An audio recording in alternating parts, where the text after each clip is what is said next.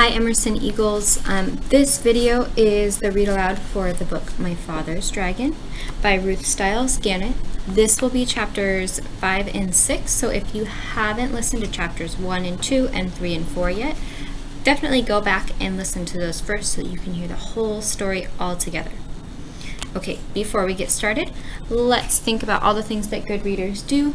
We are making text-to-self connections where we are thinking about how is this book reminding me of my real life or something I've experienced. We're making text-to-text connections where we think about how is this book similar or like other books that I've read before. We are thinking about making inferences, so what clues is the author leaving us that we are thinking about what the author isn't telling us. We are visualizing, where we make a picture in our brains about what's happening in the story. We are wondering or asking a lot of questions while we listen to this story, and just making sure that the whole time we are hearing this story or any time we're reading a story, we are thinking a lot about what's happening and which parts of the story we understand or which parts might be confusing for us. Okay, so we are going to start on chapter 5. This chapter is called My Father Meets Some Tigers. The river was very wide and muddy, and the jungle was very gloomy and dense. The trees grew close to each other, and what room there was between them was taken up by great, high ferns with sticky leaves. Ferns are a type of plant that looks like this. My father hated to leave the beach, but he decided to start along the riverbank, where at least the jungle wasn't quite so thick. He ate 3 tangerines, making sure to keep all the peels this time, and put on his rubber boots. My father tried to follow the riverbank, but it was very swampy. Swampy means like really wet and kind of muddy. And when he went farther, the swamp became deeper. When it was almost as deep as his boot tops, he got stuck in the oozy, mucky mud. My father tugged and nearly pulled his boots right off. But at last, he managed to wade to a drier place. Here the jungle was so thick that he could hardly see where the river was. He unpacked his compass and figured out the direction he could walk in order to stay near the river. But he didn't know that the river made a very sharp curve away from him, just a little way beyond, and so he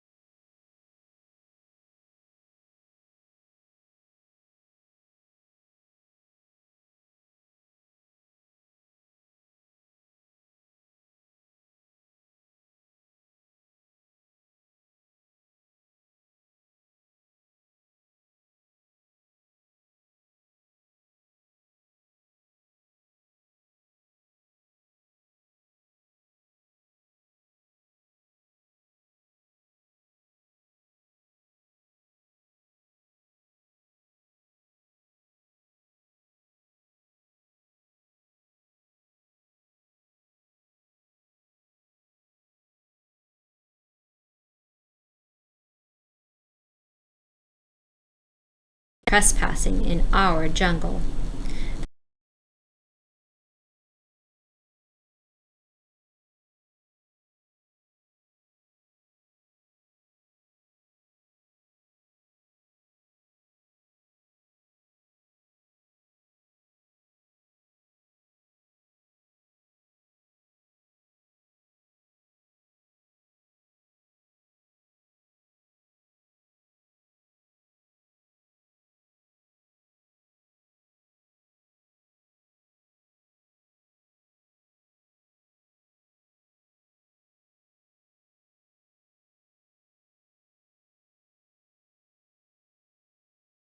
now.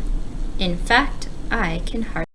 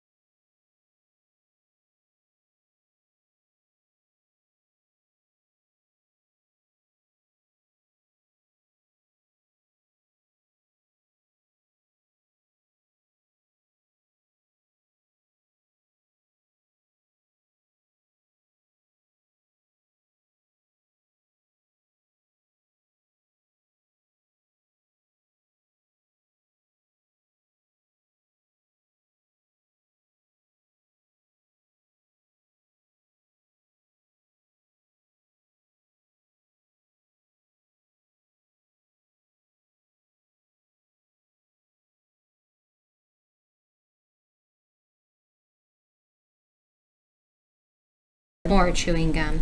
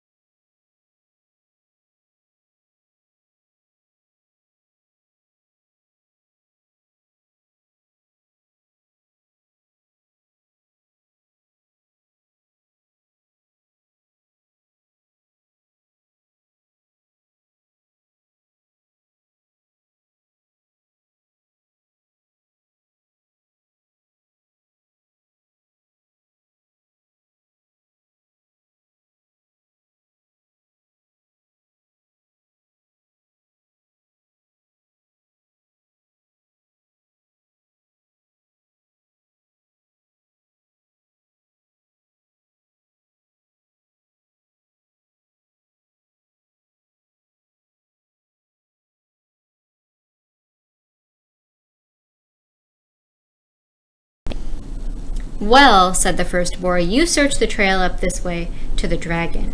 I'll go back down the other way through the big clearing, and we'll send Mouse to watch the ocean rocks, in case the invasion should decide to go away before we find it. My father hid behind a mahogany tree just in time, and the first boar walked right past him. My father waited for the other boar to get a head start on him, but he didn't wait very long because he knew that when the first boar saw the tigers chewing gum in the clearing, he'd be even more suspicious. Soon the trail crossed a little brook, and my father, who by this time was very thirsty, stopped to get a drink of water. A brook is like a little stream or a tiny river. He still had on his rubber boots, so he waded into a little pool of water and was stooping down when something quite sharp picked him up by the seat of his pants and shook him very hard. What do you think might be picking him up? Make a prediction. Don't you know that's my private weeping pool? Said a deep, angry voice. My father couldn't see who was talking because he was hanging in the air right over the pool. But he said, "Oh no, I'm so sorry. I didn't know that everybody had a private weeping pool. "Everybody doesn't," said the angry voice, "but I do because I have such a big thing to weep about." Weep is another word for cry.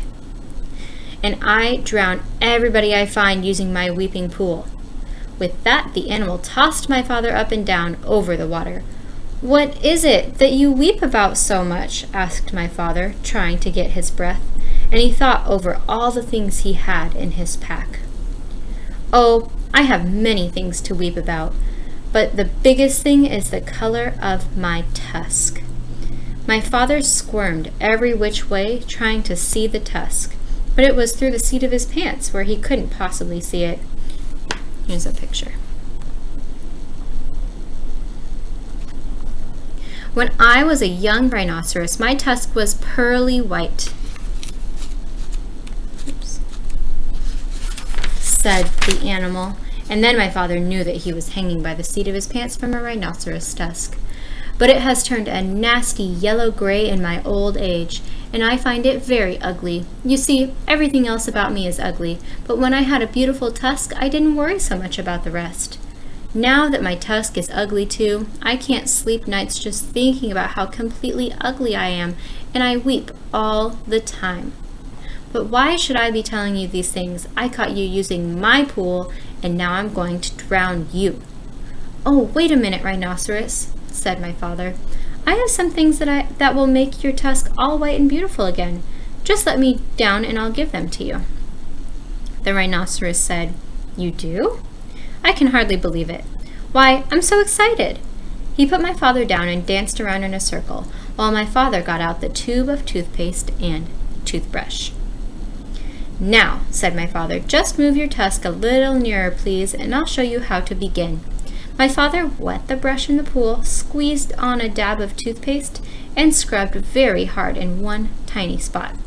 Then he told the rhinoceros to wash it off, and when the pool was calm again, he told the rhinoceros to look in the water and see how white the little spot was. It was hard to see in the dim light of the jungle, but sure enough, the spot shone pearly white, just like new.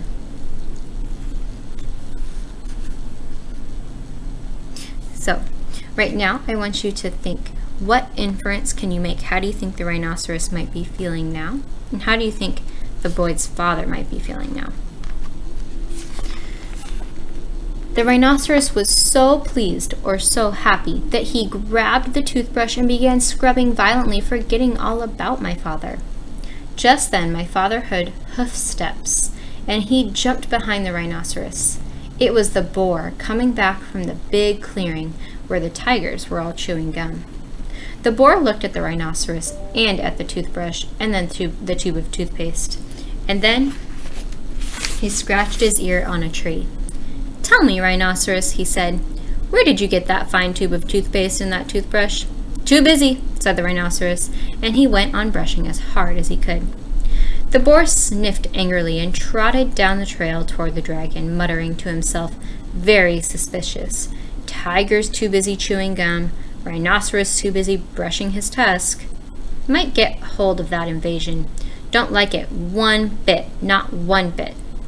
It's upsetting everybody terribly. Wonder what it's doing here anyway." And that is the end of chapter 6. So, I want you to be thinking about what do you think is going to happen next in chapter 7. So far, we have seen the father kind of trick a lot of animals into letting him go. Do you think that that will keep happening? How do you think the father is feeling right now? Keep making inferences and visualizing, and make sure that you are watching all these videos in order so you get to hear the whole story. I will see you next time.